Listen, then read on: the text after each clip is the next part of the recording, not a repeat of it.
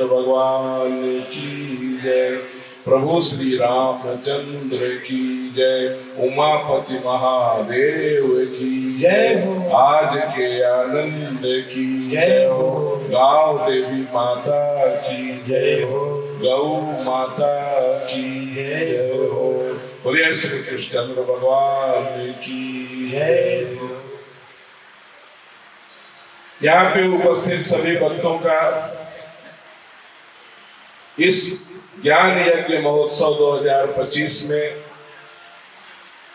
यह कलयुग के कलुष को मिटाने वाली कथा आप लोग सुन रहे हैं। श्रीमद् भगवत गीता। श्रीमद् भगवत गीता सभी वेद, सभी उपनिषद और सभी शास्त्रों का सार भगवत गीता है। और भगवत गीता का सार है कि भगवान श्री कृष्ण की शरणागति। मनुष्य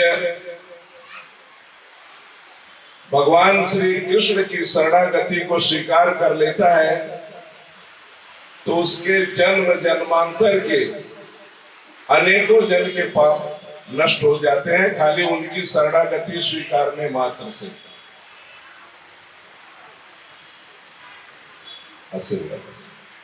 जन्म जन्मांतर के पूर्व जन्मों के पुण्य के कर्म उदय होते हैं, तभी ऐसे ज्ञान यज्ञ सप्ताह का आयोजन होता है। और इस ज्ञान यज्ञ का महत्व इतना बड़ा है कि आप सैकड़ों यज्ञ करेंगे। भगवत गीता में भगवान श्री कृष्ण ने अर्जुन को बताया है कि आप सैकड़ों यज्ञ करेंगे। सैकड़ों यज्ञ का जो फल आपको प्राप्त होने वाला है, जो फल आपको मिलने वाला है, सैकड़ों यज्ञ करने के लिए आपको अग्निकुंड की आवश्यकता पड़ेगी, समिधा की आवश्यकता पड़ेगी, पंडित जी की आवश्यकता पड़ेगी, वेद पढ़े जाएंगे, शास्त्र पढ़े जाएंगे और स्वधा और स्वाहा मंत्र का उच्चारण किया जाएगा। भगवान श्री कृष्ण ने बताया अर्जुन को कि यह जो ज्ञान यज्ञ है,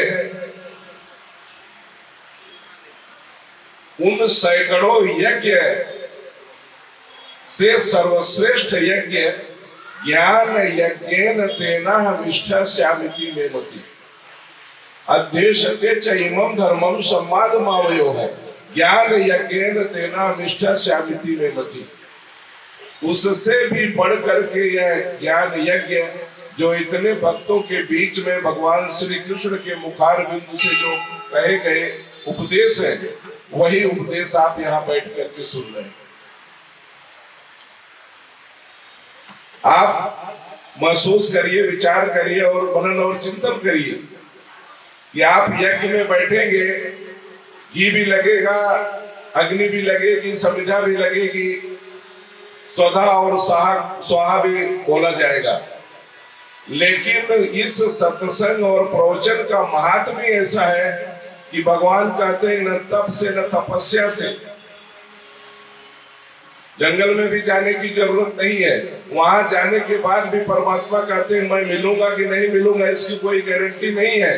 लेकिन ऐसे जो ज्ञान यज्ञ के आयोजन होते हैं और भगवान श्री कृष्ण कहते हैं कि 100% गारंटी है कि मैं ऐसी जगह पे आकर के विराजमान रहता हूँ और अपने भक्तों को दर्शन देखता हूँ। भले आप इन नेत्रों से प्रभु का अवलोकन नहीं कर सकते हैं, लेकिन जो भगवान के कहे हुए वचन है और जो उनके शब्द हैं, जो उनके वाणी से निकले हुए भगवत गीता के माध्यम से, वही श्लोक आपके सामने यहाँ पे मैं प्रस्तुत करता हूँ।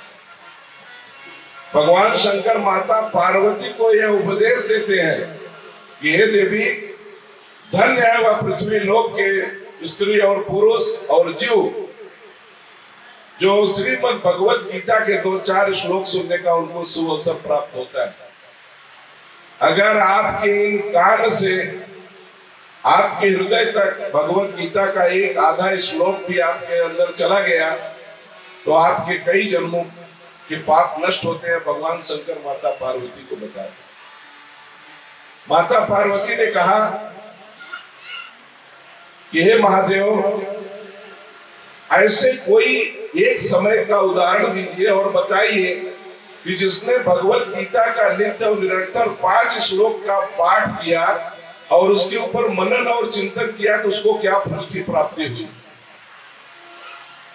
तो भगवान शंकर माता पार्वती से कहते हैं कि हे देवी, 18वें अध्याय का 5 श्लोक जो आखिरी छोर है भगवत गीता में 700 श्लोक है, और 700 श्लोक में जो 18वां अध्याय है सब का निचोड़ 18वां अध्याय है। आज वही 18वां अध्याय आप सब भक्तों को सुनाया जाएगा, क्योंकि आज कथा का समापन है। 7 दिन का इस ज्ञान यज्ञ के आयोजन में आप सभी लोगों ने भाग लिया और 7 दिन तक आनंद पूर्वक भगवत गीता के उपदेश को आप लोगों ने श्रद्धा और भक्ति भाव से सुना। तो भगवान श्री कृष्ण से अर्जुन ने आप सबके लिए पूछा है कि हे प्रभु, इस गांव देवी मंदिर के प्रांगण में 7 दिन का ज्ञान यज्ञ का आयोजन किया गया और इतने भक्त श्रद्धा भक्ति भाव से बैठ करके भगवत गीता के श्लोक के ऊपर मनन और चिंतन किया, तो उनको इसका क्या फल मिला। कुछ न कुछ फल की इच्छा सभी के मन में रहती। कल एक बहन जी मिली थी, उन्होंने कहा कि जब अगले साल श्रीमद् भगवत गीता का ज्ञान यज्ञ का आयोजन किया गया था तो मैं यहाँ पे आई थी और आपसे कहा था कि आप मेरे पति को आशीर्वाद दीजिए कि उनका रेलवे में सर्विस लग जाए और 4 महीने के पद पे पहुंच जाए। वो शायद यहाँ पे आई होगी, नहीं आई होगी। तो उन्होंने कहा कि ऐसा आशीर्वाद मुझे मिला कि मेरे पति रेलवे में 4 महीने के पद पे पहुंच गए। बोले श्री कृष्ण भगवान की जय। तो उनके मन की ऐसी आशा और अपेक्षा थी कि आज वही आशीर्वाद मेरे बच्चे के लिए दीजिए। मैं बोला बच्चे को लाई हो? उन्होंने कहा बच्चे को तो नहीं लाई हो। मैं बोला आ जाना, खाली श्रद्धा और विश्वास की बात है। भगवान तो आपके अंदर विराजमान है। जिस दिन आपके अंदर से भगवान को चाहने की इच्छा, भगवान को पाने की इच्छा आप अपने जीवन में संकल्प करना चाहिए। भगवान से मत चाहो, भगवान को चाहो। भगवान बोलते हैं कि मैं आपको जब मिल जाऊंगा तो दुनिया की कौन सी ऐसी वस्तु है जो मैं आपको नहीं प्राप्त करा दूंगा। सुदामा का देखिए, दीन दरिद्र सुदामा, जिनके पास कुछ भी नहीं था, 5 बच्चे थे, सिर्फ हड्डियां शेष बची हुई थी, घर में अन्न नहीं था, फिर भी भगवान श्री कृष्ण सुदामा के मित्र थे। भगवान द्वारिका में बैठे बैठे सोचते थे कि मित्र अगर जीवन में हो तो ऐसा हो कि आज खाने के लिए घर में अन्न नहीं है और मैं अखंड ब्रह्मांड का नायक वासुदेव श्री कृष्ण इस द्वारिका नगरी में विराजमान हूं, लेकिन मेरा भक्त इतना संकोच कर रहा है कि वह मेरे पास कुछ मांगने के लिए नहीं आया। भगवान कहते हैं अब तो कुछ करना पड़ेगा, मन के विचार को बदली करना पड़ेगा।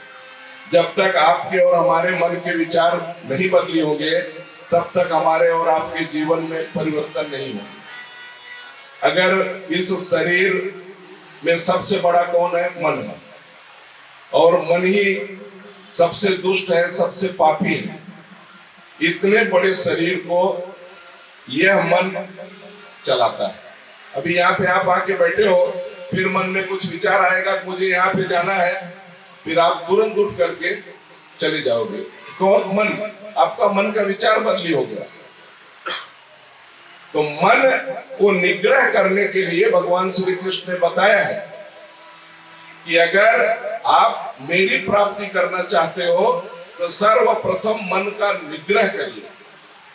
भगवत गीता में इस बात के ऊपर भगवान श्री कृष्ण ने बहुत बल दिया, और अर्जुन जब हार जाता है, असहाय हो जाता है, कि मन तो मेरे बस में हो ही नहीं रहा है, तो मैं लड़ाई कैसे लड़ूंगा। अब ये सब हमारे चाचा भतीजा गुरु कृपाचार्य द्रोणाचार्य भीष्म पितामह दुर्योधन, इनको मार करके मैं राज्य का सुख नहीं खोजूंगा। मेरे कोई काम का नहीं, मुझे नहीं चाहिए यह राज्य। मेरे भाइयों को मार करके मैं राज्य करूं, ऐसा राज्य मुझे नहीं चाहिए। भगवान ने कहा कि यह धर्म और अधर्म की लड़ाई है। जब वो एक सुई की नोक के बराबर आपको जमीन देने के लिए तैयार नहीं है, तभी यह धर्म और अधर्म की लड़ाई शुरू हुई। लड़ना तो तुम्हें पड़ेगा, विजय श्री तुम्हारी होगी, मैं साथ में सारथी बनने के लिए तैयार हूं। तो सुदामा के ऊपर बता रहा था कि अगर सुदामा के ऊपर भगवान इतनी बड़ी कृपा करते हैं, तो यहाँ पे बैठे हुए भक्त अगर श्रद्धा भक्ति भाव से भगवान का आश्रय लेंगे, भगवान की शरणागति लेंगे। 18वां अध्याय में भगवान की शरणागति के बारे में ही बताया गया है कि भगवान की शरणागति के सिवा अन्यत्र कुछ भी नहीं। जिस दिन आप श्रद्धा भक्ति भाव से भगवान की शरणागति को स्वीकार कर लिया, भगवान कहते हैं उसी दिन से आपके सब काम मैं करना शुरू कर दूंगा। भगवान कहते हैं नित्य और निरंतर 24 घंटा आपके साथ में रहते हैं। आप भगवान कहते हैं कि मेरे ऊपर जिम्मेदारी सौंपो, मेरे ऊपर काम सौंपो, मैं तुम्हारा काम करने के लिए तैयार हूं। 18वें अध्याय का 57 नंबर श्लोक भगवत गीता में आप देखिएगा। 57 नंबर श्लोक में भगवान श्री कृष्ण ने अर्जुन से कहा कि किस प्रकार से, अर्जुन को तो भगवान ने एक बार समझाया, अर्जुन को भगवान ने एक बार समझाया, आपको बार बार सुनने का सुअवसर प्राप्त हो रहा है। क्या समझाया कि आप कोई भी कार्य करते हो, आप कोई भी कार्य करते हो तो उस कार्य में भगवान का संबंध आपको जोड़ना है। बस भगवान से संबंध जोड़ने में आपका क्या बिगड़ जाएगा, आपको क्या तकलीफ हो जाएगी? कुछ भी तकलीफ नहीं होगी। लेकिन संबंध कैसे जोड़ना है यह भगवान श्री कृष्ण अर्जुन को बता रहे हैं। बैठ जाइए, बैठ जाइए। बीच में कड़ी टूट जाती है, इसके लिए थोड़ा सा जहां जगह मिले वहां बैठ जाए। करोड़ों रुपए देने पे भी यह श्लोक नहीं मिलने वाला है। क्यों? यह श्लोक जीवन की दशा और दिशा को बदलने वाला है। अगर यह आपके जीवन में नहीं प्रवेश कर सका तो 7 दिन का यज्ञ करने का कोई मतलब ही नहीं। भगवान ने कहा कि हमारा और आपका संबंध, मैं तो 24 घंटा संबंध बनाना चाहता हूं, लेकिन आप 24 घंटा हमसे संबंध विच्छेद बना करके रखते। पत्नी के साथ में प्रेम कर से कुछ नहीं मिलने वाला है, पुत्र के साथ से प्रेम करके कुछ नहीं मिलने वाला है, पति से प्रेम करके कुछ नहीं मिलने वाला है। ये क्या देंगे? ये कमाएंगे, राशन पानी भराएंगे, 2 रोटी और भाजी खा के सोना है। भगवान कहते हैं खाली इतने के लिए ही आपका जन्म मनुष्य योनि में नहीं हुआ। ये तो कुत्ते बिल्ली जानवर भी यही कर रहे हैं, तो उनमें और आपका तो फर्क होना चाहिए। गौ माता है, गौ माता के सर्वांग में 33 कोटि देवी देवता विराजमान है। 33 कोटि देवता गौ माता के रोम रोम में विराजमान है। और गाय का गोबर गौरी गणेश बना करके शुभ विवाहों में, जब शादी विवाह में द्वारचार की पूजा होती है, तो गाय के गोबर का गौरी गणेश बना करके पूजा की जाती है। सब जानते हैं गोबर का कितना बड़ा महत्व है। और गाय के मूत्र का पान किया जाता है। उसके अनेकों प्रकार का, गाय के मूत्र का पान करने से अनेकों प्रकार की आपके शरीर की बीमारी दूर होती है। यह आयुर्वेद में समझाया जाता है कि गाय का मूत्र अमृत के समान है और गाय के मूत्र से घर का शुद्धिकरण किया जाता है। इतनी बड़ी महिमा गौ माता के अंदर होते हुए भी गौ माता को पशु कहा जाए। क्यों? क्योंकि उनका पशु योनि में जन्म हुआ है, इसके लिए वो पशुता जैसा व्यवहार करती है। इतना सद्गुण होते हुए भी पशुता जैसे व्यवहार करती है और उनको लोग डंडा से मार करके भगाते हैं। तो भगवान कहते हैं कि पशु योनि में जन्म होने के कारण उनको पति पत्नी और माता पिता और भाई बहन का क्या संबंध है उनको मालूम नहीं, लेकिन जो यह मनुष्य योनि है 84 लाख योनियों में सबसे सर्वोत्तम योनि है। यह मेरा स्वरूप है। भगवान कह रहे हैं कि यह मेरा स्वरूप है। ईश्वर अंश जीव अविनाशी चेतन अमल सहज सुखरासी। भगवान कहते हैं कि यह परमात्मा का अंश है, आप सब परमात्मा के अंश हैं। यह गलतफहमी आप अपने मन से निकाल दीजिए कि हम दूसरे के अंश हैं। इसके लिए परमात्मा बल देते हैं कि आप किसी सत्पुरुष की संगत करिए, सत्पुरुष के पास जाइए और उनसे ज्ञान लीजिए। जब तक आपके जीवन से अज्ञान नहीं दूर होगा तब तक आप भगवान की प्राप्ति नहीं कर पाएंगे।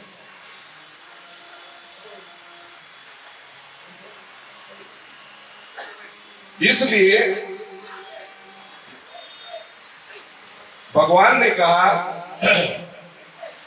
कि मैं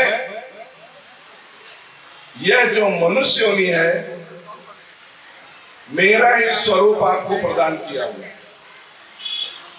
भगवान कहते हैं आपके पास भी बुद्धि है, आपके पास भी विवेक है, आपके पास भी मन है, मेरे पास भी मन है। हम में और आप में कोई फर्क नहीं है। क्या भगवान कह रहे हैं? फर्क क्या है? भगवान से आपकी दूरी क्यों बनी हुई है? भगवान कहते हैं कि ममय वांसो जीव लोके जीव भूते सनातन। इस सनातन धर्म की सृष्टि की जब से उत्पत्ति हुई है तब से परमात्मा और जीवात्मा का संबंध है। और जब मैंने मनुष्य योनि बनाई तो मेरा जैसा ही स्वरूप बनाया। और इस मिट्टी को बनाने के बाद यह मिट्टी चल नहीं रही थी। बहुत से देवताओं ने प्रयास किया कि इसके अंदर मैं विराजमान हो जाऊं और इस मनुष्य योनि को चलाऊं और इसका भोग मैं भोगूं। किसी देवता के अंदर इतना सामर्थ्य नहीं था कि इस शरीर के अंदर बैठ करके इसको चला सके। तब भगवान श्री कृष्ण 10वें अध्याय के 8वें श्लोक में उन्होंने कहा है, अहम सर्वस्य प्रभो मत्तः सर्वं प्रवर्तते। मैं वासुदेव श्री कृष्ण पूरे संसार की सृष्टि की रचना मैंने की और आपके इस शरीर के अंदर बैठ करके इस शरीर को भगवान ने चलाया। खाने के लिए मुख दिया, नेत्र इतने सुंदर दिए देखने के लिए, कान सुनने के लिए दिए, एक एक अंग इतना अनमोल और इतना कीमती आपको दिया गया। तो भगवान कहते हैं कि इतना सुंदर शरीर देने के बाद भी आप हमारी शरण में नहीं आ रहे। एक अंग अगर अंगुली कट जाए तो आप डीवाई पाटिल हॉस्पिटल में जाएंगे और जोड़ना चाहेंगे तो वैसा नहीं जोड़ पाएंगे जैसा परमात्मा ने बनाया। एक बार इसका ऑपरेशन हो गया तो आप खुद महसूस करने लगे कि मेरे जिंदगी में अब क्या बचा हुआ।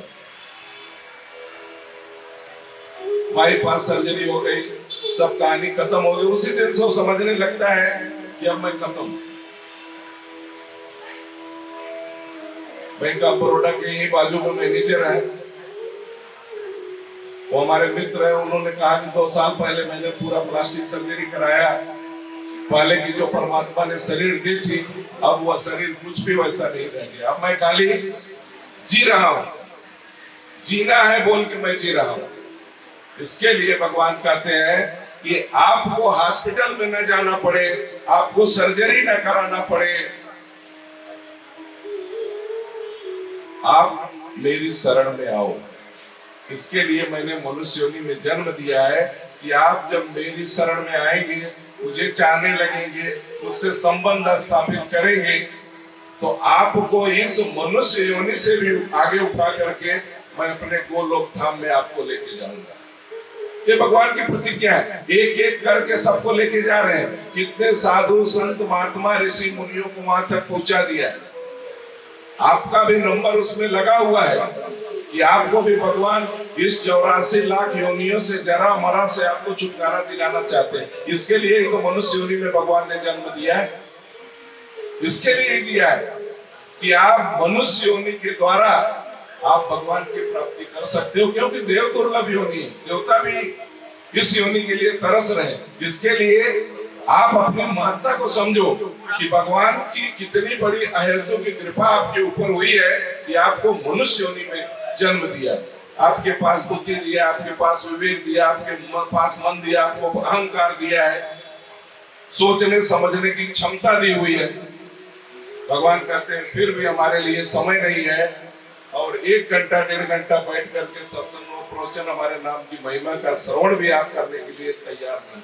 जिसमें भगवान का कोई कसूर है? आपके जीवन में दुख नहीं आएगा तो क्या भगवान के जीवन में दुख आएगा? भगवान ने सब रास्ता बना दिया है। किसी न किसी को माध्यम बनाते हैं। जैसे इस आयोजन के लिए ठाकुर जी, पांडे जी, गंगा सागर जी, मनोज सिंह जी, ऐसे कुछ लोग आगे आते हैं। दशरथ पाल जी, उनके सभी सहयोगी मिश्रा जी, महेश जी, देखो 8-10 लोग मिलकर के यहाँ पे 400 लोग बैठे हुए, लोगों को उद्धार कराने के लिए बैठे हुए। ये भगवान किसी न किसी को अपना माध्यम बनाते हैं। माध्यम बना करके अपनी बात आप तक पहुंचाना चाहते हैं।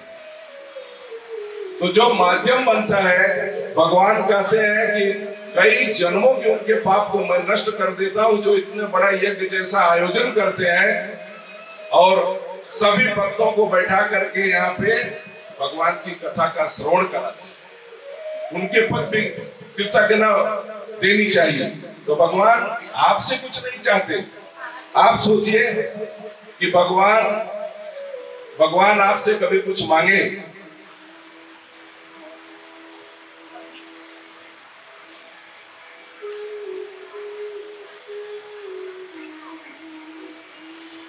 प्रबल इच्छा है इनकी।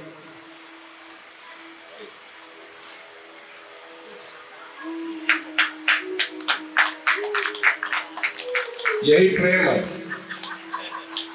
जिस घर वाले के लिए मैंने पूरा जीवन न्यौछावर कर दिया, उसको मैं बोला चलो कथा सुनने के लिए, बोली 6 दिन नहीं गई, तब ले जाके क्या करूंगा।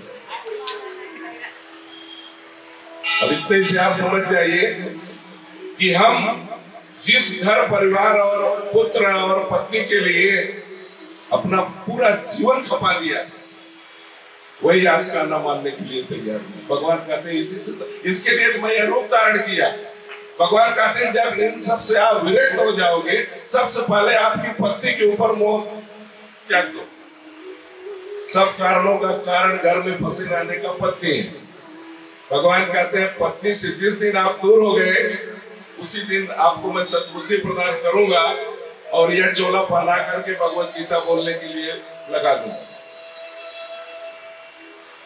भगवान की शरण में भगवान जिसको लेके जाना चाहते हैं, कड़ू जी को बैठे, कड़ू जी आइए।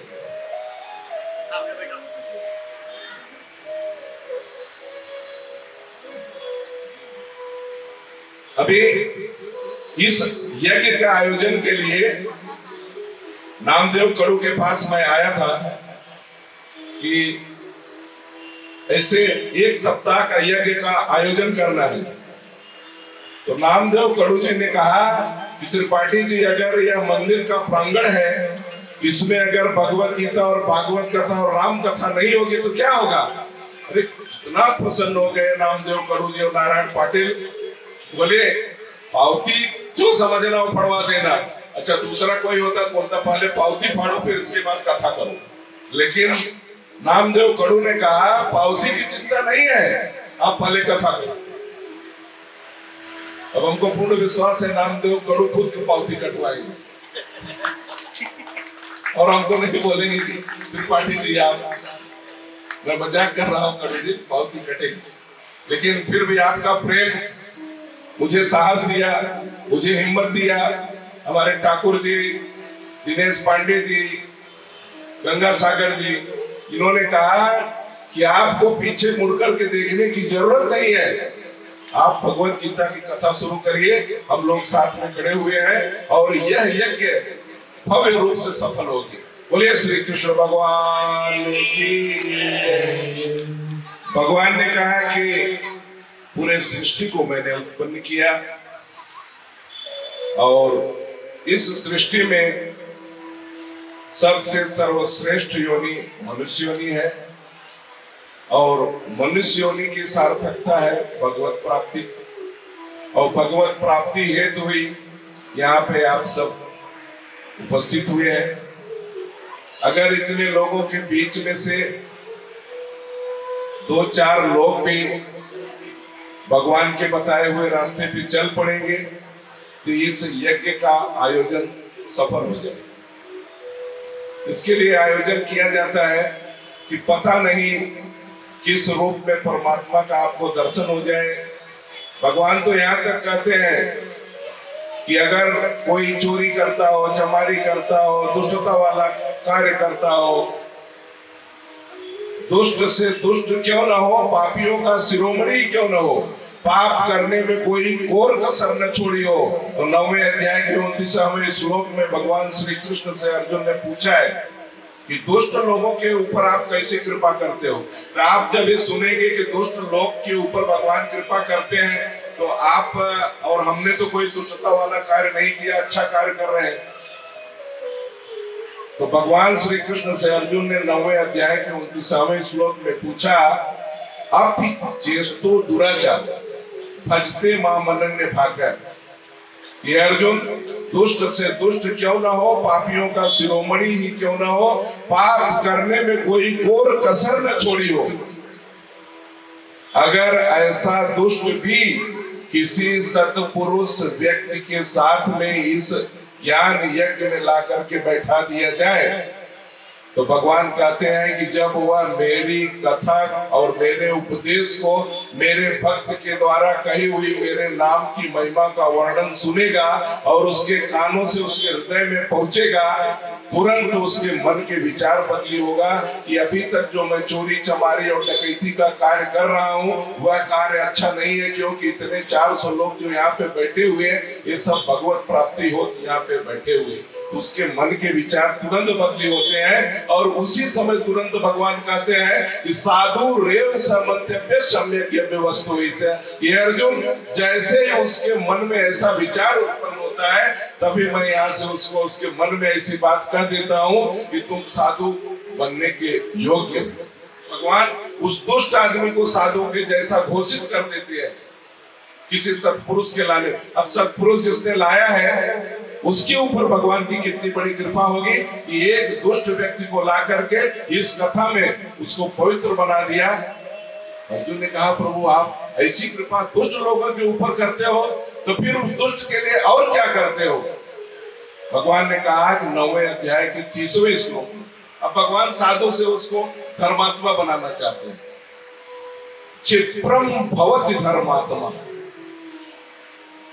देखिए भगवान कितनी बड़ी, भगवान के ऊपर खाली विश्वास करने की जरूरत है। हम और आप अपने ऊपर पूरा विश्वास करते हैं, अपने बीवी बच्चों के ऊपर विश्वास करते हैं। मैंने बार बार आपको बताया है कि जब तक आप गृहस्थ आश्रम में रहिए उससे कोई मनाही नहीं, पत्नी के बीच में पुत्र के बीच में रहिए, हंसिए और बोलिए, सब कुछ करिए, लेकिन उनके प्रति कभी आसक्ति मत रखिए। क्यों कि उनके साथ आपका संबंध कितना दिन का है, 50 साल का, 60 साल का, 70 साल का, बस।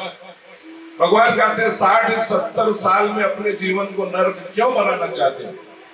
हम आपको नरक बनने के लिए नहीं भेजे, मनुष्य योनि में नरक बनने के लिए हम आपको नहीं भेजे। हम आपको धर्मात्मा बनाने के लिए यहाँ पे मनुष्य योनि में जन्म दिए। क्षिप्रम भवति धर्मात्मा स्वसम शांति निगच्छति। अब उस दुष्ट भक्त के लिए भगवान कह रहे हैं 9वें अध्याय का 30वां श्लोक कि अर्जुन, इस जन्म में अगर उसके पूरे पाप नहीं कटे तो अगले जन्म में उसको मैं एक धर्मात्मा के रूप में पैदा करूंगा और पूरे संसार में वह विख्यात हो जाएगा। किस प्रकार से? क्षिप्रम भवति धर्मात्मा स्वसम शांति निगच्छति कौन्तेय प्रतिजानी न मैं भक्ता प्रणश्यति। मैं उसको ऐसा भक्त बना दूंगा कि अगर किसी को पुत्र की प्राप्ति न होती रहे और मेरा भक्त करका दे, जाओ मैं तुम्हें वचन देता हूं तुम्हें पुत्र की प्राप्ति हो जाएगी। और खड़ी दोपहर में अगर वह भक्त बोलते हुए भगवान अभी आपको बरसात कराना है, तो भगवान कहते हैं मेरे संकल्प को मैं तोड़ देता हूं और मेरे भक्त के द्वारा कही हुई बात को मैं मान लेता हूं और बरसात कराने लगता हूं, पुत्र की प्राप्ति करा देता हूं। इतनी बड़ी कृपा भगवान की है। एक बार नारद जी पृथ्वी पे भ्रमण कर रहे थे। भ्रमण करते करते एक अच्छे घर में पहुंच गए। अच्छे घर में पहुंच गए और उसने नारद को देख करके कहा, मुनिवर ऋषिवर, हमारे तो भाग्य खुल गए कि आप महात्मा के रूप में आप हमारे घर पर आए हो। जल जलपान कराया और जल जलपान कराने के बाद नारद जी ने कहा कि आपके जीवन में सब सुख शांति तो है। तो उस व्यक्ति ने कहा कि महाराज सब सुख शांति है, लेकिन हमारे घर में एक पुत्र की प्राप्ति नहीं। 8 साल हो गया शादी को, कोई बच्चा हुआ नहीं। नारद जी बोले मैं यहाँ से सीधा विष्णु लोक में जाऊंगा और विष्णु लोक में जाने के बाद आपकी इच्छा को मैं प्रकट करूंगा कि बहुत ही भगवत प्रेमी है, बहुत ही भगवत भक्त है। उसने कहा मेरे लिए एक पुत्र की प्राप्ति आप जरूर मांग लेना। क्यों? कि आप भगवान के सेवक हो और आप जिस प्रकार से मन का रफ्तार है उसी तरफ से नारद जी आपका रफ्तार है। मुझे मालूम है आप यहाँ से जाएंगे, एक पल में विष्णु लोक पहुंच जाएंगे, ऐसा मन आपका है। नारद जी ने कहा कि आपके लिए मैं पूरा प्रयास करूंगा। भगवान विष्णु से कहूंगा कि आपको पुत्र की प्राप्ति करा दो। भगवान विष्णु घूमते फिरते विष्णु लोक में नारद जी पहुंच गए। बच्चों को बैठाइए, इधर उधर मत भ्रमित मत करिए। विष्णु लोक में पहुंचने के बाद नारद जी भगवान विष्णु से कह रहे हैं मैंने पृथ्वी लोक की परिक्रमा की और पृथ्वी लोक में भ्रमण किया, सदा सर्वदा जैसे चले आ रहा है वैसे ही है, कोई परिवर्तन नहीं हो रहा है। पाप का कर्म वाले पाप की प्रवृत्ति में बढ़ते चले जा रहे हैं। कुछ लोग धार्मिक आयोजन कर रहे हैं, आपकी कथा प्रवचन का भी महिमा बढ़ रहा है।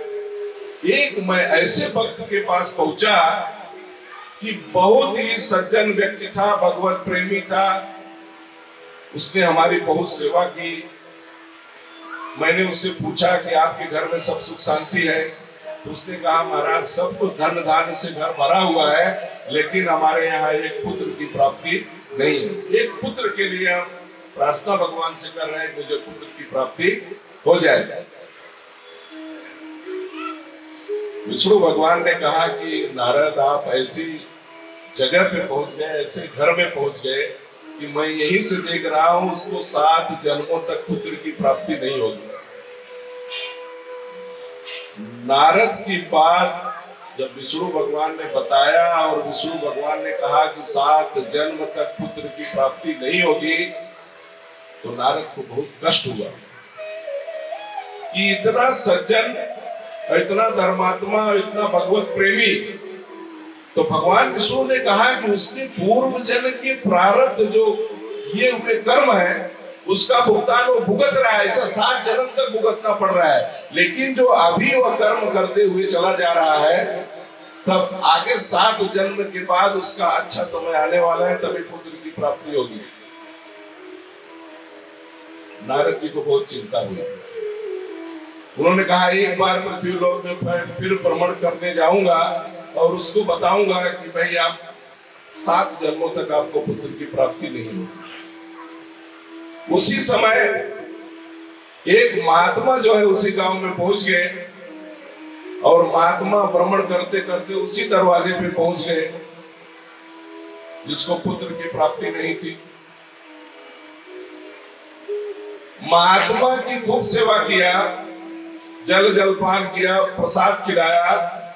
फिर महात्मा बहुत प्रसन्न हुए, बोले बेटा जो मांगना है वो मांग लो। उसके पहले नारद एक बार और आ चुके थे महात्मा के आने से पहले। तो नारद ने उस सतपुरुष को बताया कि मैं आपकी बात विष्णु भगवान से कही। विष्णु भगवान ने कहा कि 7 जन्म तक आपको पुत्र की प्राप्ति नहीं होगी। वो बड़ा दुखी हुआ, उसके बहुत कष्ट हुआ। उसने कहा जब भगवान विष्णु स्वयं कह रहे हैं कि आपके जीवन में पुत्र की प्राप्ति नहीं होगी, तो भगवान की जैसी इच्छा हर इच्छा बलवान है। तो नारद जी दुखी मन से चले गए और उसी समय बाद में महात्मा जी आए और महात्मा जी इतना प्रसन्न हुए उसकी सेवा से। महात्मा जी ने कहा कि जो मांगना है मांग लो। उसने कहा मांगने से कुछ मिलता नहीं, मांगने के लिए तो मैंने नारद जी आए थे और उनसे कहा मुझे एक पुत्र की प्राप्ति करा दो, भगवान विष्णु के पास मेरा संदेश दे दो। लेकिन भगवान विष्णु ने कहा कि 7 जन्मों तक पुत्र की प्राप्ति नहीं होगी। अटल विश्वास, यही इसको विश्वास कहते हैं, इसको श्रद्धा कहते हैं। वह महात्मा ने छड़ी लिया था और छड़ी उठाई, वो बोली, उसने कहा कि भगवान का भगवान जाने, मैं तुम्हें वचन देता हूं 1 2 3 4 5 6 7। उन्होंने कहा कि 7 जन्म तक पुत्र की प्राप्ति नहीं होगी, मैं तुम्हें इसी जन्म में 7 पुत्र की प्राप्ति करा दूंगा, नहीं तो मेरा महात्मा नाम है। जैसे उसने यह संकल्प लेकर के महात्मा ने उस सत्पुरुष को यह आशीर्वाद दिया, भगवान का सिंहासन ढूंढने लगा। भगवान विष्णु बोले कि 7 जन्म तक उसके जीवन में पुत्र की प्राप्ति नहीं है, लेकिन यह महात्मा पहाड़ों के बीच में रहता है, फल फूल खा के अपने जीवन को व्यतीत करता है, सारे सुख सुविधा का त्याग कर दिया है, मात्र मेरे लिए, मेरी शरण में है। तो भगवान कहते हैं कि कौन्ते प्रति जाने न में भक्त प्रणश्यति, अगर वह मेरा सच्चा भक्त है तो मेरी बात को मैं झूठा करूंगा और उस महात्मा की बात को सत्य करूंगा, अन्यथा इस संसार में कोई साधु संत महात्मा का महिमा का गुणगान नहीं करेगा। भगवान ने अपने नियम को बदला और हर 1.5 साल में एक बच्चा उसको पैदा होने लगा। 12 साल में उसको 7 बच्चे की प्राप्ति हो गई। फिर नारद जी भ्रमण करते करते उसी दरवाजे पे पहुंच गए। नारद जी ने 7 बच्चों को देखा तो नारद जी ने सोचा कि पास पड़ोस में बच्चे बहुत ज्यादा पैदा हो गए, इसको तो 7 जन्म तक बच्चा होने ही वाला नहीं है, इसके बच्चे तो हो ही नहीं सकते। वह भगवत प्रेमी इतना खुश हुआ नारद जी को देख करके, फिर गया और नारद जी प्रणाम किया और जल जलपान कराया, प्रसाद खिलाया। नारद जी ने कहा कि एक बात पूछना चाहता हूँ कि जब से आया हूं 2 घंटे से ये सब बच्चे यही खेल रहे हैं, सब बच्चे किसके हैं? आपके पड़ोसी के? उसने कहा नारद जी ऋषिवर ये हमारे बच्चे हैं। तो बोले आपके बच्चे, आपको कैसे बच्चे हो सकते हैं? आपको तो 7 जन्म तक बच्चे नहीं हो सकते। उसने कहा कि आपके जाने के बाद इस नगर में एक महात्मा आए और बड़े सिद्ध पुरुष थे। हमारे घर पे उन्होंने जल जलपान किया और उन्होंने कहा कि बच्चा मांग लो। तो हमने कहा कि विष्णु भगवान ने कहा है कि आपको 7 जन्म तक पुत्र की प्राप्ति नहीं होगी, लेकिन उस महात्मा ने कहा विष्णु की विष्णु जाने, मैं आपको आशीर्वाद देता हूं कि इसी जन्म में 7 पुत्र की प्राप्ति करा देता हूं। उनके आशीर्वाद से हमको 7 पुत्र 12 साल में पैदा हो गए। नारद जी ने अपना सब झुका लिया कि भगवान विष्णु की बात छोटी है। जो पूरे ब्रह्मांड की नियंता है, और उनके कहे हुए शब्द झूठा पड़ गया। फिर नारद को चैन नहीं, नारद बोले पहले मैं विष्णु लोक में जाऊंगा और विष्णु से पूछूंगा कि आपके बातों में कोई दम नहीं है। आपने कहा कि 7 जन्म तक बच्चा नहीं होगा, और एक महात्मा गया और वहां पर 12 साल में 7 बच्चे और 7 पुत्र की प्राप्ति हो गई। इसका मतलब आपसे श्रेष्ठ महात्मा हो गए। आपकी बात के ऊपर कौन विश्वास करेगा? भगवान की बात के ऊपर तुरंत विष्णु भगवान के पास जल्दी जल्दी दौड़ते दौड़ते गए। विष्णु भगवान समझ गए एक समस्या जटिल तो लेके आ ही रहे। मैंने तो कहा है कि भाई पुत्र की प्राप्ति नहीं होगी, और वही समस्या लेकर के आ रहे। जैसे ही विष्णु भगवान गरुड़ को बुलाया और गरुड़ के ऊपर सवारी करने लगे, नारद जी ने कहा भगवान ठहरिए ठहरिए। बोले विष्णु नारद जी क्या बात है? उन्होंने कहा बात बहुत ही बड़ी बात है। वो बोले मैं जल्दी में हूं, मुझे एक मेरे भक्त के पास जाना है, तुम भी गरुड़ के ऊपर बैठ जाओ और तुम्हें लेकर के चलता हूं। नारद जी बैठ गए, चित्रकूट की पहाड़ी की गुफा में गए, और वहां भगवान विष्णु उतरे और नारद जी उतरे। तो बोले आओ मेरे साथ। वहां से गए तो महात्मा बैठे हुए भगवान का नाम ले रहे, ओम नमो भगवते वासुदेवाय, ओम नमो भगवते वासुदेवाय, ओम नमो भगवते वासुदेवाय। एक रट के सिवा दूसरा कोई नाम ही नहीं है। तो नारद जी बोले कि ये तो आपके परम भक्त हैं, सब कुछ का त्याग कर दिया है और इस गुफा में रह रहे हैं। इस गुफा में से जो पानी बह रहा है उसका जलपान कर रहे हैं। बाहर जो पेड़ लगे हुए एक फल खाते हैं, देखिए 1 महीना तक आपकी भक्ति में लगे रहते हैं। भगवान विष्णु ने कहा कि नारद जी ये वही महात्मा है, और उस गांव में पहुंच गए थे और इन्होंने आशीर्वाद दे दिया कि इसी जन्म में 7 पुत्र की प्राप्ति होगी। तो मैं अपनी बात को झूठी कर देता हूं, लेकिन मेरे भक्त की कही हुई बात को मैं झूठा नहीं करता हूं। इसके लिए ये नारद जी, मैं मेरे भक्त की मान रखने के लिए, नहीं तो इसके बाद कोई साधु संत और महात्मा के ऊपर विश्वास नहीं करेगा इस तरह इस संसार में। इसके लिए मैंने मेरी बात को झूठी किया और भगवान की बात को सच करके दिखाया, मेरे भक्त की बात सच करके बताया, और उसको न चाहते हुए भी इसी जन्म में मुझे 7 पुत्र की प्राप्ति करानी पड़ी। बोलिए विष्णु भगवान की। अर्जुन ने भगवान श्री कृष्ण से 18वें अध्याय में भगवान शंकर ने तो माता पार्वती को कहा कि 18वां अध्याय का 5 श्लोक के ऊपर अगर कोई भी श्रद्धा भक्ति भाव से 5 श्लोक के ऊपर मनन और चिंतन करता है, तो भगवान कहते हैं कि उसके जीवन की दशा और दिशा को मैं बदलता हूँ। वही 18वें अध्याय का 5 श्लोक आप सबको बताऊंगा, और मुझे पूर्ण विश्वास है कि आपके जीवन में परिवर्तन आना ही आना है। सिर्फ भगवत गीता इसी दिसंबर महीने में आप अपने घर में लाके रख लीजिएगा। आप भगवान की जहाँ पूजा करते हैं इस प्रकार से रखिए कि मैं भगवान श्री कृष्ण को अपने घर में लाई हूँ। चाहे बालक के रूप में मान लीजिए, चाहे सखा के रूप में मान लीजिए, चाहे पति के रूप में मान लीजिए। मीराबाई ने पति के रूप में माना, और मीराबाई ने भगवान श्री कृष्ण, सर्वत्र उन्होंने कृष्ण ही कृष्ण दिखाई पड़ते थे। इतनी बड़ी महिमा भगवान श्री कृष्ण की है। अर्जुन ने भगवान श्री कृष्ण से पूछा, हमारे और आपके लिए पूछा, कड़ू जी कि जीवन में शांति किस प्रकार से आएगी।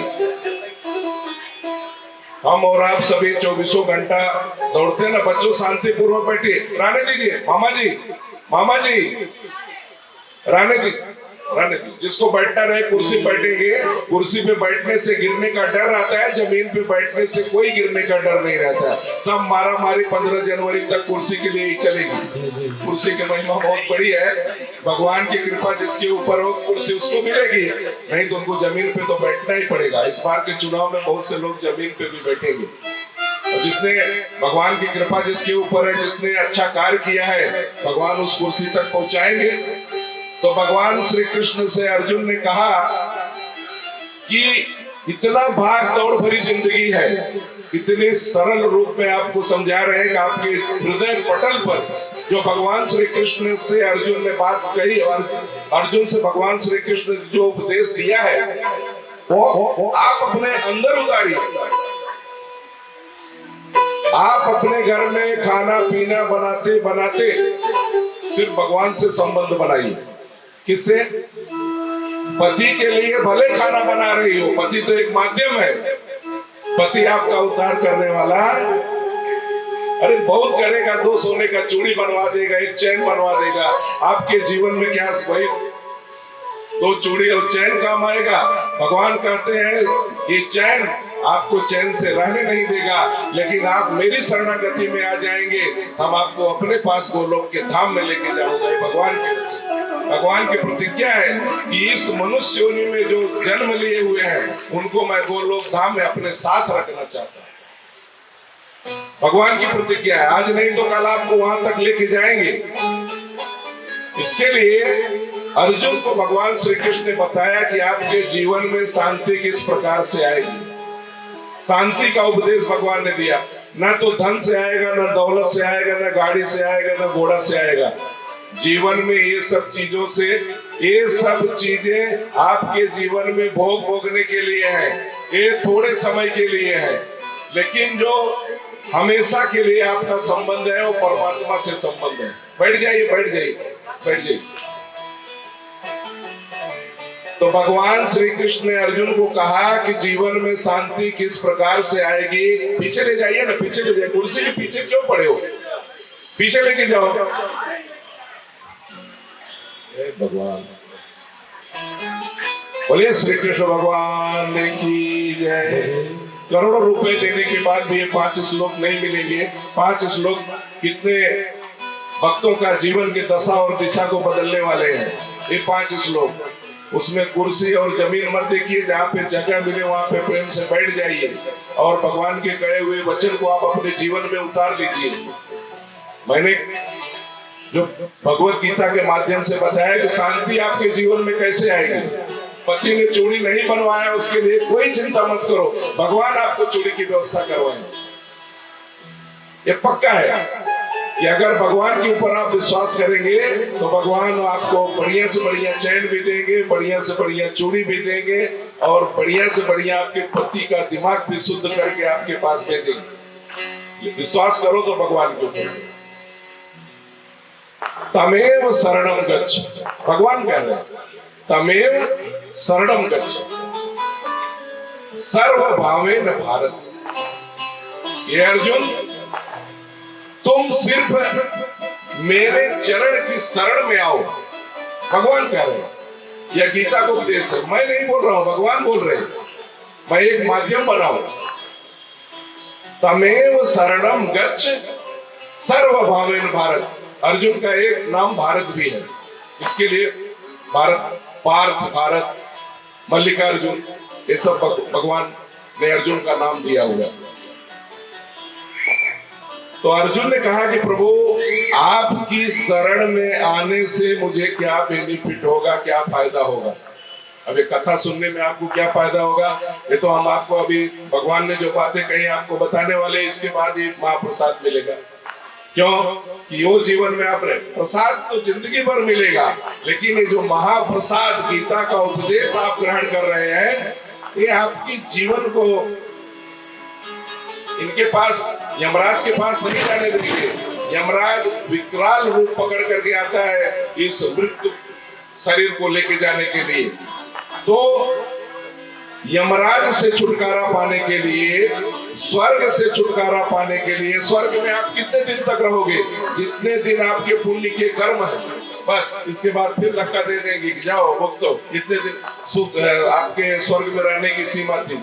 अरे भगवान कहते हैं कि मैं ऐसी जगह पे आपको लेके जाऊंगा जहां पे कोई सीमा नाम की चीज ही नहीं रहोगे, हम और आप परम आनंद से जीवन को व्यतीत करूंगा।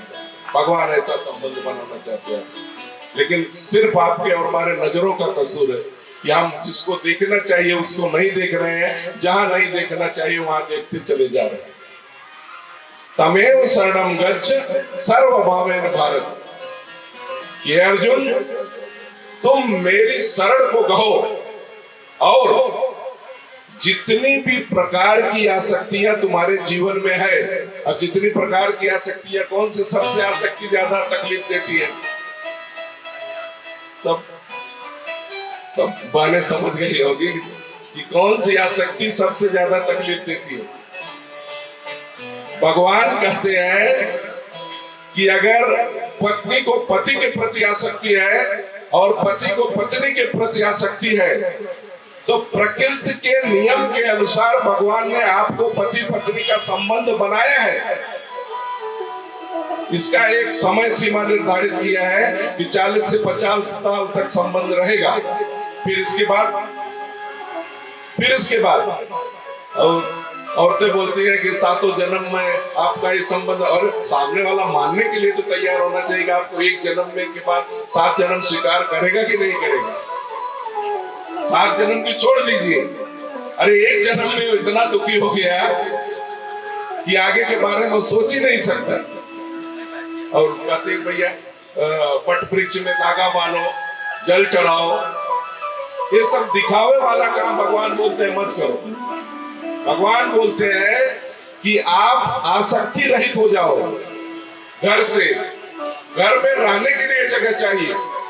आपको मखमल का बिस्तर की जरूरत नहीं है। आपको एक सादा चटाई भी मिले तो आपको मखमल की तकिया की जरूरत नहीं है। भगवान ने इतना सुंदर हाथ बनाया है, सर इसके ऊपर रखो, आपको बढ़िया नींद आएगी, गोली खाने की जरूरत नहीं पड़ेगी।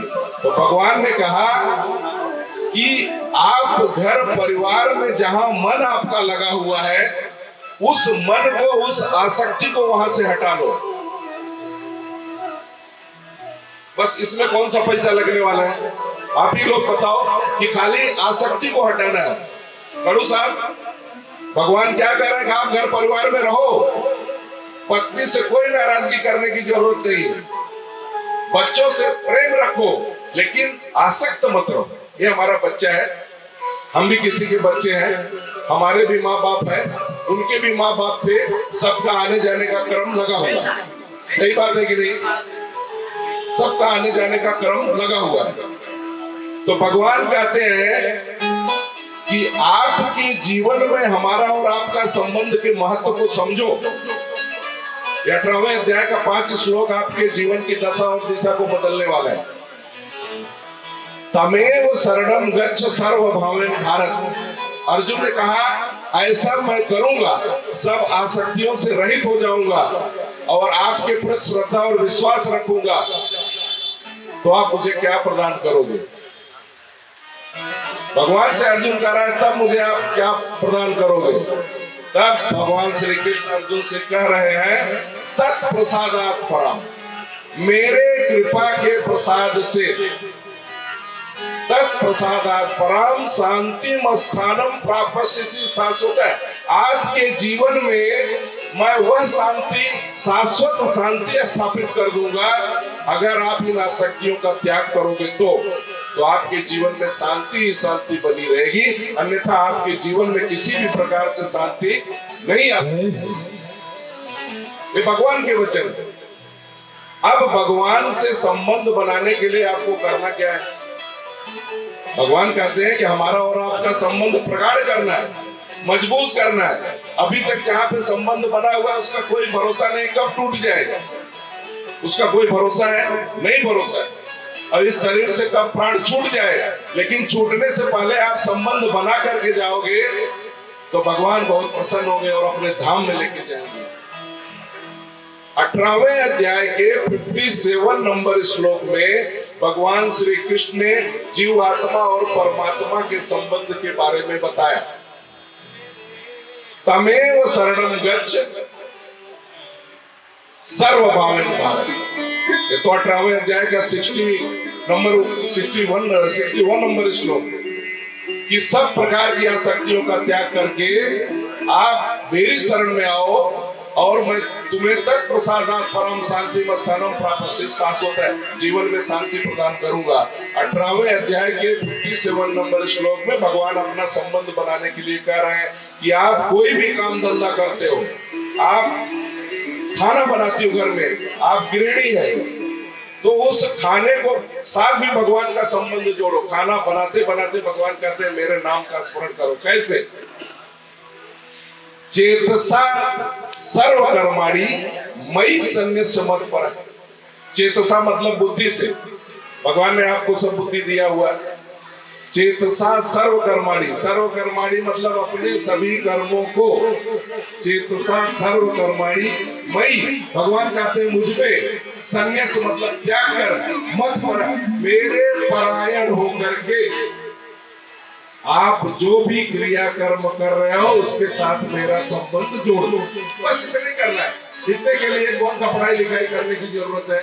नहीं संस्कृत आता है तो कोई बात नहीं, आप ऐसे बोलिए हे प्रभु जो भी क्रिया कर्म हम कर रहे हैं मैं कुछ नहीं कर सकता हूं, मैं एक माध्यम हूं। आप इस धंधे व्यापार के साथ, इस प्रसाद बनाने के साथ आपका संबंध हमारे बीच में स्थापित कर दो। बस इतने बोलना है। भगवान इतना प्रसन्न होते हैं जैसे ही आप कहते हो कि हमारे साथ संबंध बना लो, तो भगवान इसके लिए बेचैन है। यह बुद्धि और विवेक जागृत हुई है और यह जीव जो है हमसे संबंध बनाना चाहता है। चेतसा सर्वकर्माणि मयि सन्न्यस्य मत्परः। भगवान कहते हैं जब आप ऐसा करते हो तो बुद्धि योग मुपाश्रित्य मज्जिका सततम भव। यह एक दिन नहीं, अपने बुद्धि और विवेक से आप निरंतर ऐसा भगवान से संबंध बनाओ तो भगवान कहते हैं आपके जीवन का उद्धार हो जाएगा। यह भगवान की वचन। तब अर्जुन कहा कि प्रभु आपकी कही हुई बातें इतनी अच्छी लग रही है कि यह सुनने का बार बार मन कर रहा है। अच्छा, इसमें से जो भगवान की बातें सुन रही है, अर्जुन ने भगवान से कहा बहुत अच्छा लग रहा है, तो आप लोग बताओ आपको अच्छा लग रहा है कि नहीं लग रहा है? हाथ उठाइए। क्या प्रभु की कृपा है, सबको अच्छा लग रहा है, मतलब प्रभु की कृपा बरस रही है। धन्य हो प्रभु। मैं भगवान श्री कृष्ण से यही प्रार्थना करूंगा कि जितने लोग यहाँ पे उपस्थित हो उनके कानों में जो आपके यहाँ महामंत्र जा रहे हैं उनके जीवन की दशा और दिशा बदल के रख देना। अगले 4-6 महीने में जब हमारा इनका फिर से इस ज्ञान यज्ञ के माध्यम से हमारा और आपका मुलाकात होगा तो आपके मुखारबिंद से हम यही सुनना चाहते हैं कि हमारे जीवन में बड़ा परिवर्तन हुआ। भगवान कितना जीवन में मिला सत्संग वो उसे हर घड़ी आनंद ही जीवन में मिला सत्संग है उन्हें हर घड़ी आनंद ही आनंद है। जिनका हरि से जुड़ा संबंध है, जिनका हरि से जुड़ा संबंध है उन्हें हर घड़ी आनंद ही आनंद है। जीवन में मिला सत्संग है उसे हर घड़ी आनंद ही आनंद है।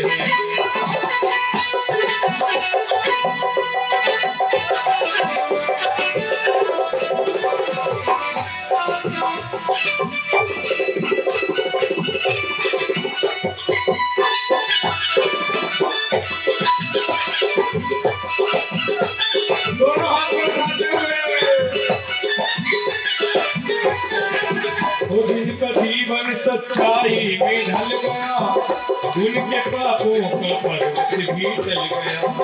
जिनका जीवन सच्चाई में ढल गया उनके पापों का पर्वत भी टल गया।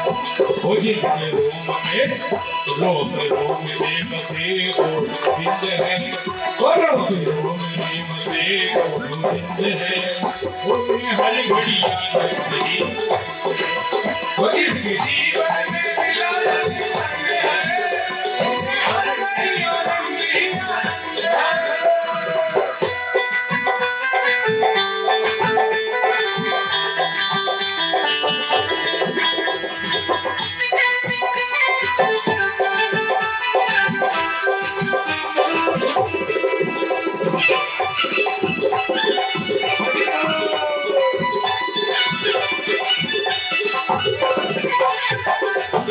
संतृतियों की वाणी को मानो, संतृतियों की वाणी को मानो, सत्य क्या है जगत का कहना।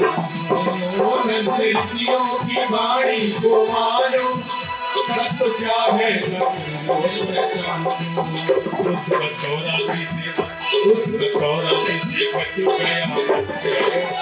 उसे हर घड़ी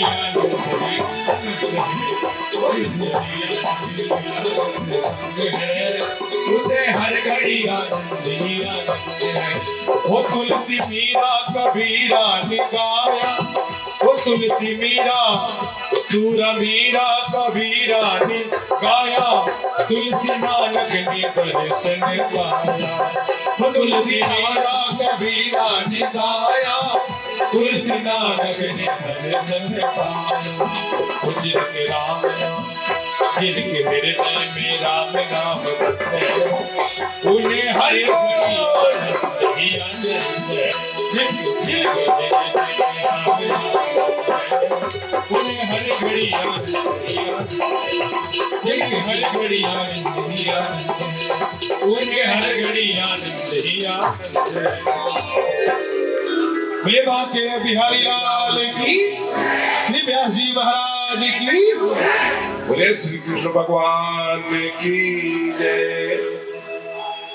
श्रीमद् भगवद गीता के 18वें अध्याय के 5 श्लोक के ऊपर आप सभी भक्त लोग मनन और चिंतन कर रहे हैं कि जो आपके जीवन में आपके जीवन के दशा और दिशा को बदलने के लिए तत्पर है। सत्तर की मम्मी आ जाओ ऊपर, अरे आइए।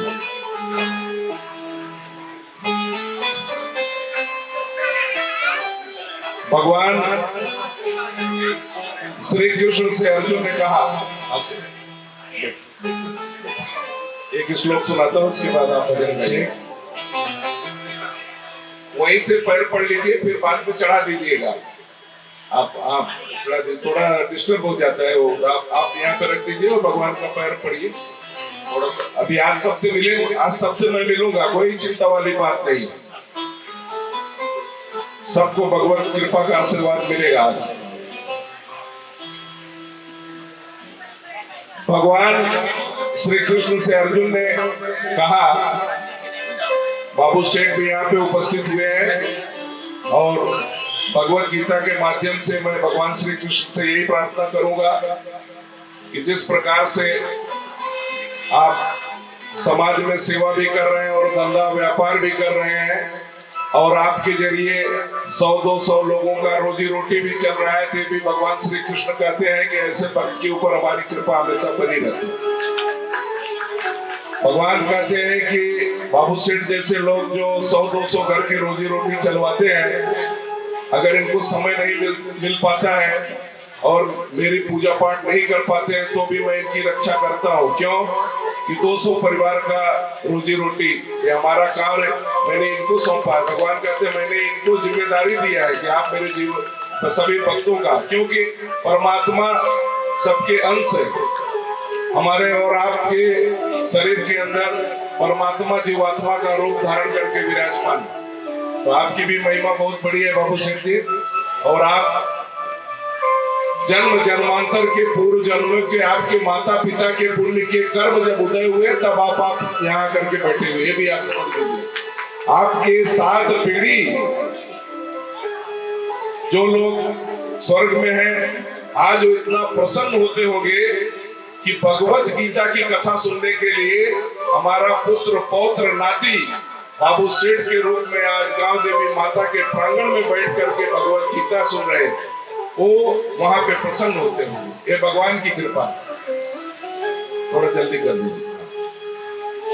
तो अर्जुन ने भगवान श्री कृष्ण से कहा कि आप जो वचन कह रहे हैं इतना अतिशय प्रिय मुझे लग रहा है कि प्रभु मेरी और सुनने की अभिलाषा जागृत हो रही है।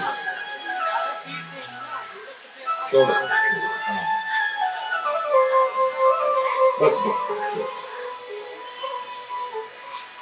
अब भगवत गीता का उपदेश, और भी अर्जुन कह रहा है प्रभु अब आप मुझे ऐसा उपदेश दे दीजिए कि जिसके वजह से मेरे जीवन में परिवर्तन हो जाए और मेरा मोह नष्ट हो जाए, मेरी स्मृति जागृत हो जाए। जिस दिन आपका मोह नष्ट होगा, आपकी स्मृति जागृत हो जाएगी, उसी दिन आप भगवान की शरणागति को स्वीकार कर लेंगे। खाली मोह नष्ट करने के बारे में भगवान बता रहे हैं कि आपको मोह कैसे नष्ट होगा। क्यों? कि मम माया दुरत्या। भगवान श्री कृष्ण अर्जुन से कह रहे हैं कि इस संसार में मेरी माया बड़ी दुस्तर है, इसको पार कर पाना सबके सामर्थ्य में और सबके बस में नहीं है। करोड़ों मेरे पूजा करने के लिए आते हैं, लेकिन बिरला ही कोई एक ऐसा है कि मेरा जो साक्षात दर्शन कर पाता है। भगवान श्री कृष्ण कहते हैं। लेकिन आपने जो भगवत गीता का 2-5 श्लोक सुनने का सुअवसर प्राप्त किया है, तो भगवान कहते हैं कि कई जन्मों के आपके पाप नष्ट हो जाते हैं। वही बात भगवान श्री कृष्ण अब अर्जुन को बता रहे हैं। अर्जुन, भगवत गीता के 700 श्लोक के ऊपर मैंने तुम्हें समझाया और 18वें अध्याय के छोर में मैं पहुंच गया हूं। अब खाली 2-3 श्लोक और तुम्हें समझाऊंगा। अगर इसके अंदर तुम्हें समझ में आ गया तो ठीक है, नहीं तो तुम अपना रास्ता बना लेना और मैं अपना रास्ता बना लूंगा। भगवान ने स्पष्ट अर्जुन को चेतावनी दी। भाई जब आदमी नहीं समझेगा तो भगवान भी दरकिनार हो जाएंगे। भगवान तो हमेशा आपको समझा रहे हैं। तो 18वें अध्याय का 65 नंबर श्लोक, इस श्लोक के ऊपर आप गौर करिएगा, इस श्लोक के ऊपर आप मनन और चिंतन करिएगा। यही श्लोक आपके जीवन की दशा और दिशा को बदलने वाला है। मन मना भव मद भक्तो मध्य जी माम नमस्कुरु।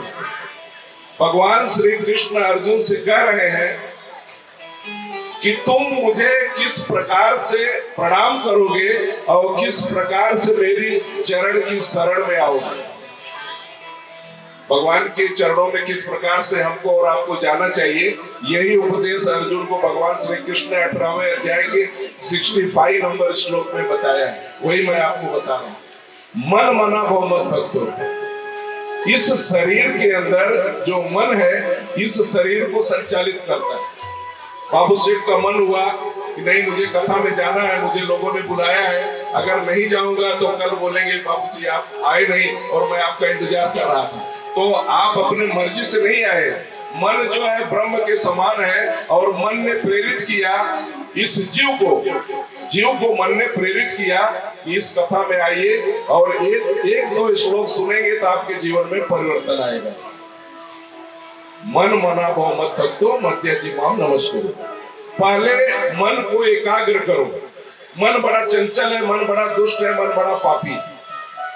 इतने बड़े शरीर को मैंने बताया कि मन ही दौड़ा रहा है, दिन रात मन गड़बड़ कर रहा है। तो भगवान श्री कृष्ण ने कहा कि मन को एकाग्र करो।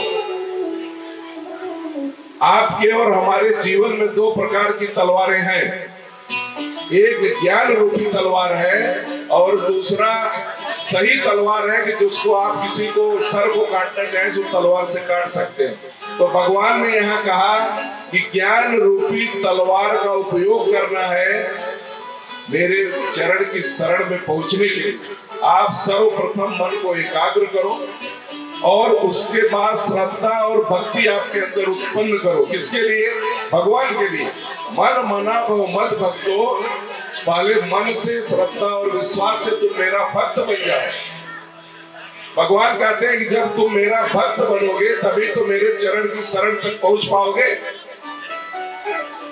मन मना भव मद भक्तो मध्य जी माम नमस्कुरु। अर्जुन ने कहा कि मैं ऐसा करने के लिए तैयार हूँ। मैं मन को एकाग्र कर लिया हूँ और मेरे अंदर श्रद्धा भक्ति भाव भी उत्पन्न किया हूँ। प्रभु अब मैं आपकी चरण के शरण में पड़ा हूँ, अब मेरा मार्गदर्शन करिए। इसके बाद आप मुझे क्या प्रदान करने वाले हो। अब भगवान के वचन सुनिए।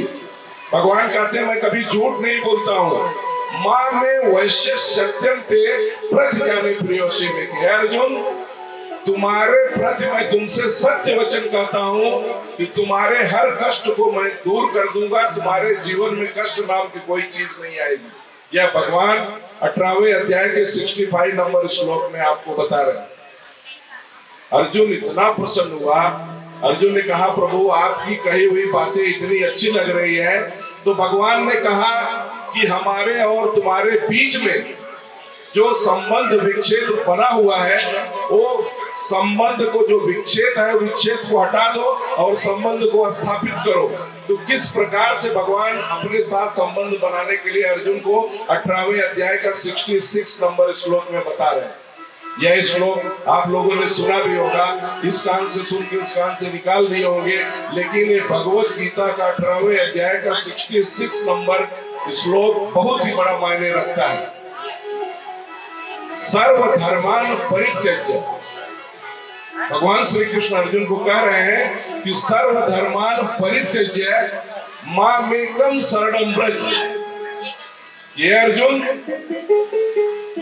हमारे तुम्हारे बीच में कौन सा धर्म बाधा कर रहा है, जो हमारे तुम्हारे मिलन में रुकावट हो रहा है। थोड़ा सा शांति सुनिए, थोड़ा शांति सुनिए, क्योंकि ये 5 श्लोक आपके जीवन की दशा और दिशा को बदलने वाला है। इसके लिए थोड़ा सा 5 मिनट में सुनिए कि भगवान परमात्मा जो है जीवात्मा के साथ संबंध बनाना चाहते हैं। अभी तक हम और आपने अन्यत्र संबंध बना करके रखा है। बाबू से ये रोड सही दिशा में जा रहा है कि नहीं जा रहा है, पानी सही गटर में जा रहा है कि नहीं जा रहा है, आप अपने दिमाग से तब करवा रहे हो कि नहीं करवा रहे हो। तो भगवान कहते हैं थोड़ा मेरे प्रति, मैंने तुम्हें बुद्धि दिया, विवेक दिया, सब कुछ दिया है, तो थोड़ा मेरे प्रति ध्यान लगा लो। तो वही ध्यान लगाने के लिए भगवान कह रहे हैं कि हमारे तुम्हारे बीच में जो चीजें बाधा है उसको हटाओ ना। अब बाबू सेठ से मिलने के लिए पांडे जी ने एक बार मुझे मिला दिया, तो दूसरी बार जाओगे तो आप मुझे पहचान जाओगे, नहीं पहचान जाओगे। अब रमेश सिंधे साहब हमेशा मनोरमा टावर में मिलते हैं तो हमेशा नमस्कार होता है, दुआ सलाम होता है कि नहीं सिंधे जी? और बहुत ही भगवत प्रेमी है, इतनी कथाएं इन्होंने रामलीला मैदान में करवाई हैं जिसकी कोई सीमा नहीं। भगवान की इनके ऊपर कृपा रही, 3 बार नगर सेवक भी हुए। यही तो भगवान का कार्य इन्होंने करवाया, लेकिन आज 2-4 सालों से उन्होंने कुछ भगवत कार्य को कम कर दिया। तो भगवान कहते हैं भगवत कार्य को बढ़ाओ। इसके लिए आप यहाँ पे आए, वो कार्य मत बंद करो। बाकी तो आपके काम धंधा व्यापार भगवान ने कहा इतना भंडार भर दिया हो, उसकी कोई कमी नहीं। पांडे जी को भेजिए, पांडे जी से बोलिए। तो भगवान ने कहा, यह श्लोक के ऊपर बल दीजिए कि सर्वधर्मान परित्यज्य मामेकम शरणं व्रज। सर्वधर्मान परित्यज्य का मतलब क्या है? भगवान के बीच में कौन सी ऐसी चीज बाधा करती है? तो भगवान कहते हैं कि जो 5 प्रकार की इंद्रियों का धर्म है, वो आप सनातन धर्म को त्यागने की बात नहीं कर रहे, वो कर रहे हैं कि जो हमारे तुम्हारे बीच में बाधा बनी हुई है, वो क्या बाधा बना हुआ? विषय विकार आसक्ति। इंद्रियों के धर्म को तो इससे आसक्ति रहित हो जाए। जिस क्षण, जिस पल, जिस घड़ी तुम इंद्रियों के धर्म से, विषय विकार से दूर हो जाओगे, उसी समय मामेकम शरणं व्रज, तुम मेरी शरण में आ जाओगे। अर्जुन ने कहा प्रभु ऐसा मैं करने के लिए तैयार हूं, तो आप लोग भी ऐसे ही करना है, विषय विकार आसक्ति को दूर करना है। तब अर्जुन ने कहा कि इसके बाद मुझे आप क्या प्रदान करेंगे? हर जगह स्वार्थ है, हर जगह स्वार्थ है। अर्जुन ने भी स्वार्थ से भगवान से पूछा कि मैं ऐसा करूंगा, अपने इंद्रियों का त्याग करूंगा और आपके चरण के शरण में आऊंगा, मैं वचन देता हूं। अर्जुन ने भगवान श्री कृष्ण से कहा, तो भगवान श्री कृष्ण ने कहा अहम तो मैं तुम्हें सर्व पापेभ्यो, सभी पापों से मोक्षयिष्यामि मा शुचः, मुक्त कर दूंगा, इसमें कोई संशय नाम की चीज नहीं रह जाएगी। बोले श्री कृष्ण भगवान की जय। सत्यम की मम्मी का एक भजन बजाने दीजिए, फिर आगे का श्लोक सुनाता हूँ। पांडे जी की पत्नी भजन गा रही। कृष्ण कन्हैया लाल की जय। देवी माता की जय। सियावर रामचंद्र की जय। कई जन्मों से बुला रहे हैं, कोई तो रिश्ता जरूर होगा। कई जन्मों से बुला रहे हैं, कोई तो रिश्ता जरूर होगा।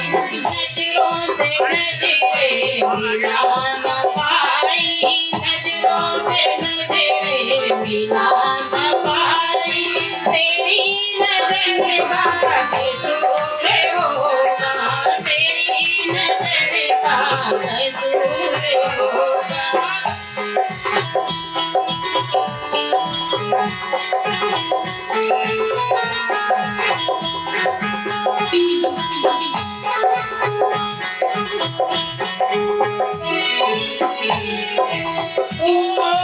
तुम्ही तो मेरे आत्मा हो, तुम्ही तो मेरे माता हो, तुम्ही तो मेरे माता पिता हो, तुम्ही तो मेरे परमात्मा हो। इतने नाते तुम्हें संग जोड़े, इतने नाते तुम्हें संग जोड़े, कोई तो नाता जरूर होगा।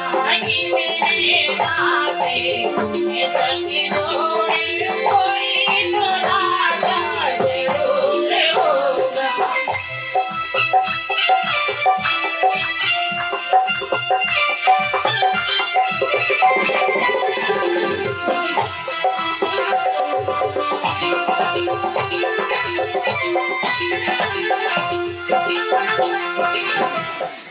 कल से इनके मन में अगर यह अभिलाषा और यह इच्छा जागृत होगी कि जो कथा त्रिपाठी जी ने यहाँ पे सुनाई और उसका आनंद आज मेरे जीवन में कैसे मिलेगा, तो भगवान श्री कृष्ण ने वो श्लोक बताया 18वें अध्याय के 70 नंबर श्लोक में कि अर्जुन, जो लोग यहाँ पे बैठे हुए कल से त्रिपाठी जी नहीं मिलेंगे, लेकिन भगवत गीता के माध्यम से आपको एक भगवत गीता आपके घर में लाना है।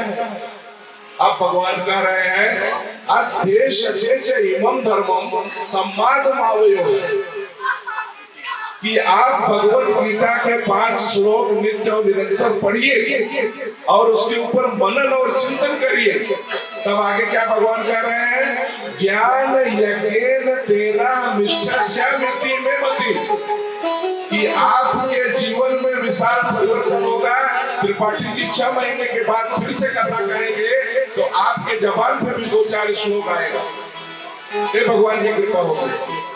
अब आपने कथा सुनी श्रद्धा पूर्वक बैठ करके, तो 18वें अध्याय का 71 नंबर श्लोक, कि आप कथा सुने तो उसका फल आप यहाँ से क्या लेके जा रहे हैं।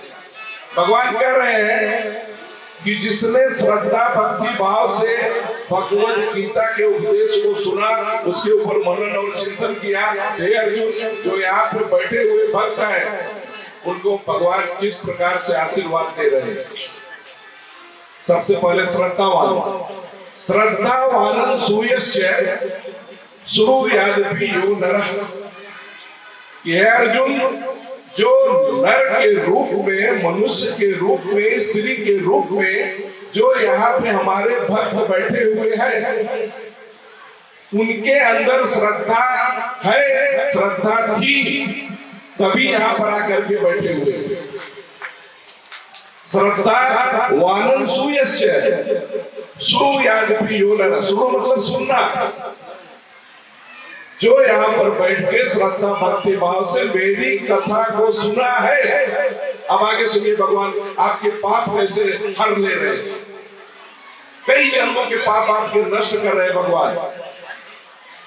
सो अभिमुक्त श्रद्धावान सूयस्य श्रूयादपि यो नरः, सो अभिमुक्त शुभा लोकान प्राप्नु यज्ञ पुण्य कर्मणा, वह शुभ लोगों तक की सीढ़ी लगा करके पहुंच चुका है।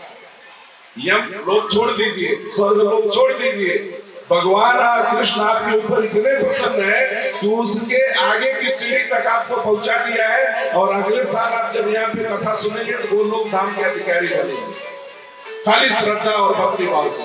अब भगवान श्री कृष्ण ने अर्जुन से पूछा कि अब मैं तुमसे पूछ रहा हूं, तुमने तो इन लोगों के बारे में सब पूछा, अब तुम बताओ कि मैंने जो तुम्हें यह उपदेश दिया,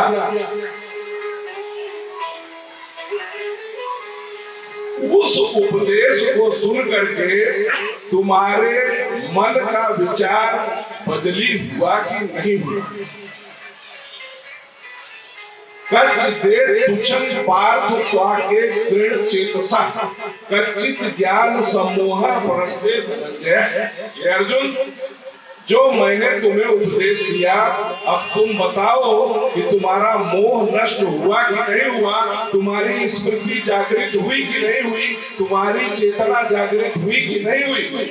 बस अर्जुन तुरंत धनुष और बाण को उठाया और खड़ा हो गया। 18वें अध्याय का 72 नंबर श्लोक, यही श्लोक आखिरी का करके मैं कथा को समाप्त करूंगा, इसके बाद भजन सुनेंगे।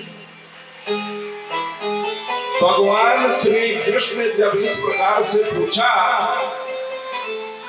तो अर्जुन उठ करके खड़ा हो गया, धनुष और बाण लिया। उसने कहा कि अब मुझे इसकी कोई जरूरत नहीं, किसी से पूछने की, किसी से समझने की जरूरत नहीं है। अब मैंने धनुष और बाण को उठा लिया है,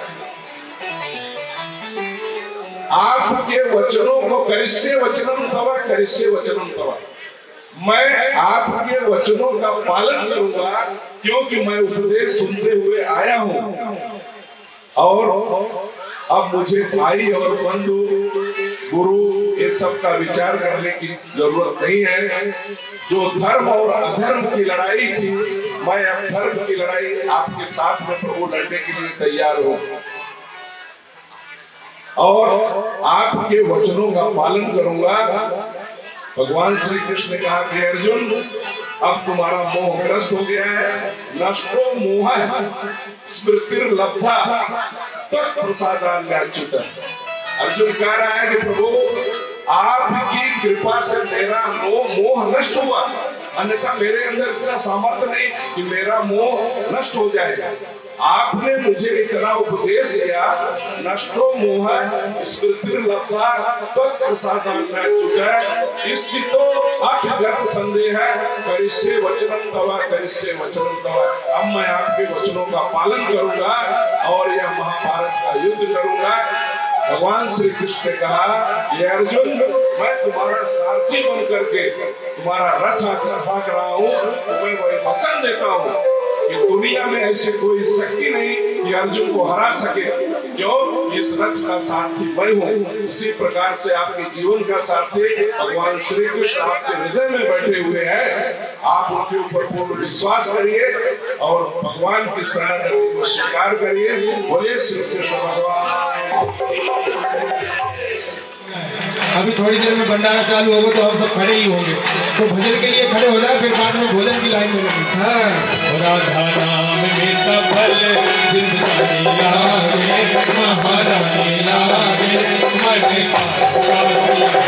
का राधे राधे राधे राधे ओ श्यामा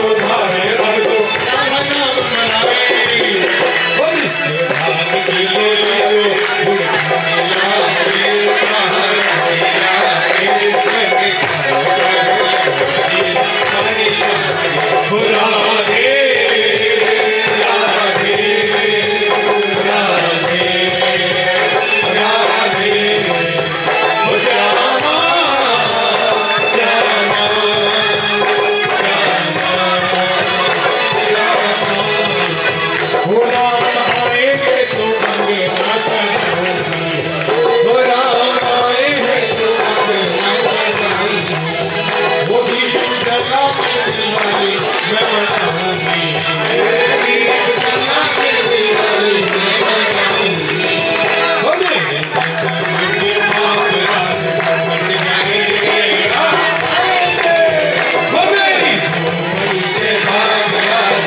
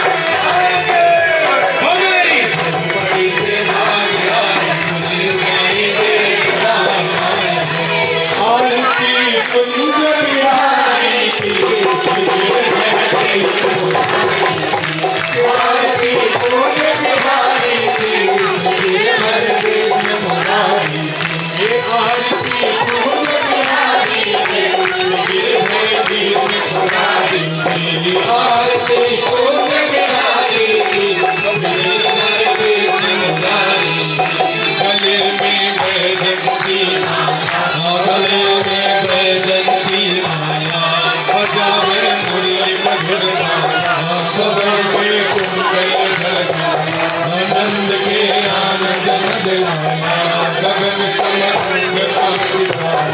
राधिका चमक रही आई बचन में ठाड़े कमल की कस्तूरी रंग की ललित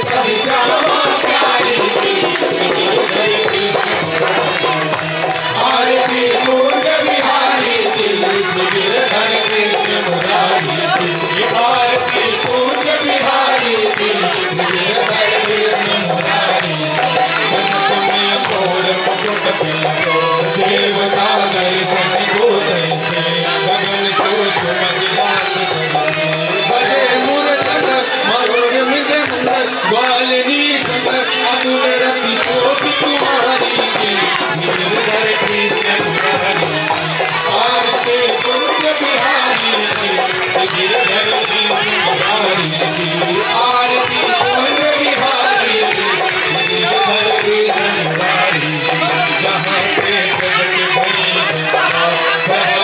प्रगट भई गंगा गलत परिहारण श्री गंगा पगल बलिहारण श्री गंगा हरण से होत मोह भंगा श्रवण से होत मोह भंगा बताते चरण चढ़े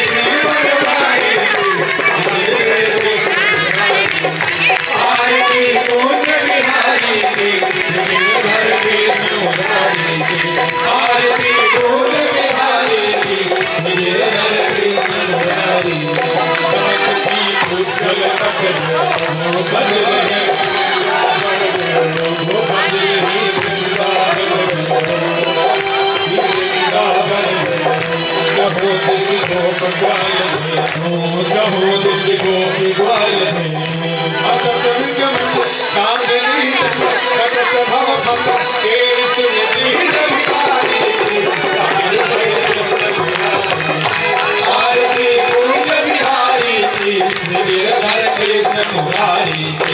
आरती पूर्ण बिहारी गिरधर कृष्ण मुरारी आरती पूर्ण बिहारी गिरधर कृष्ण मुरारी कर्पूर गौरम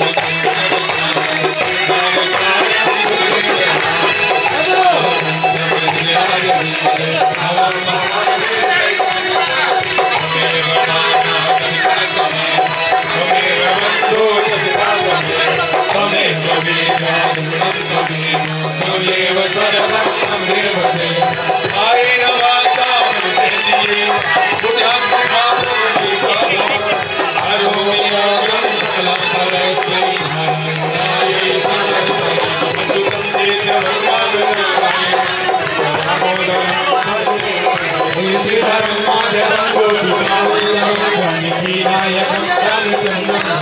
हरे